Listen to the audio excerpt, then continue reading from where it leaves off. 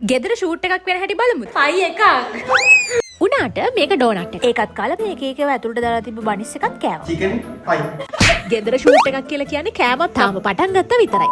අද අපේ ෂූට් එක. වීඩියෝස් ස්ටොප් කරලා මාසේ පුරාවට දාන්න. කණ්ඩ තමයි නේද දවස්. ලොකු නෝනා. මේ තමයි අපේ ගෙදර ලොකු නෝනා. කන වෙලාවට එනවා. කට්ටිය මේස හදනවා, ලයිට් හදනවා. නිකන් ඉන්න එකේ වැඩක් කරන්නත් එපා. ඒ ආසේ යන්නේ මෙයා බෙට්ටකුත් දාන්න. නෑ. ඒක බෙට්ටක් නෙමෙයි. ඒක ලොකු නෝනාට සිදු ආසාත්මික තාරයක්. මොනා කරන්නත් කලින් උදේට කාලා ඉන්නවා. අන්න මේකප් දාලා ඉන්නේ මේ.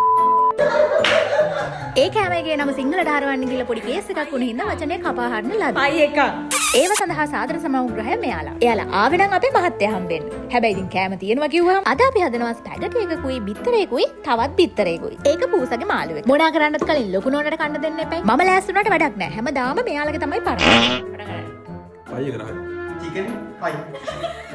වැරදි කිරීම මනුස්ස ගතියක් සමාව දීම දේව ගතියක් කියලා කිව්වට මේ මිනිස්සු ටික උදේ ඉඳන් එකතු වෙලා මට hina වෙනවා. පටන් ගත්තේ අපි බිත්තරේකින්. මං කොහොමද හදන්නේ ලේසි කෑම. ඉඳලා හිටලා එක්කෙනෙක් දෙන්නේ කුයන්න ආස වුණාට බහුතරයක් කුයන්න ආස නැහැ. ඒ හින්දා හැමෝටම ගලපෙන විදියට සිම්පල් ලේසි රෙසිපීස් ටිකක් තමයි අද ගෙනාවේ. දැන් හදපු ඒවා කන්නත් එපා. පළවෙනි රෙසිපිය රස බලන අවස්ථාවක් තමයි ඔයාලට මේ දිස් වෙන්නේ. ඊළඟ එකට අපි අඳුම් මාරු කරා. මේම තමයි ඉන්නේ.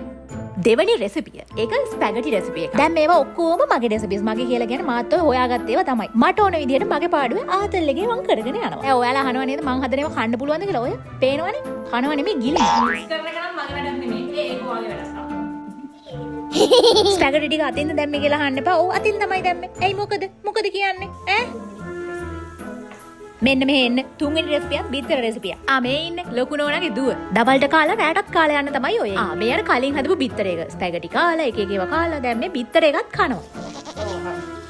හරි එහෙනම් එච්චරයි. දැන් අදට ෂූට් එක ඉවරයි. අපි මේ දැන් කුරුණෑගල යනවා. ඉතින් පස්සේ ටික දවසකට අම්මලා ගෙදර යනවා. ඒ හින්දා තමයි මාසෙට දාන්න ඇති වෙන්න වීඩියෝස් ටිකකුත් රෙඩි කරගෙන පැක් කරගෙන මේ යන්නේ. දැන් ඉතින් අර බිත්තර රෙසිපිය දෙනවා බිත්තරේ. රෙසිපි ඉල්ලන්න නම් ලෑස්ති වෙන්න එපා.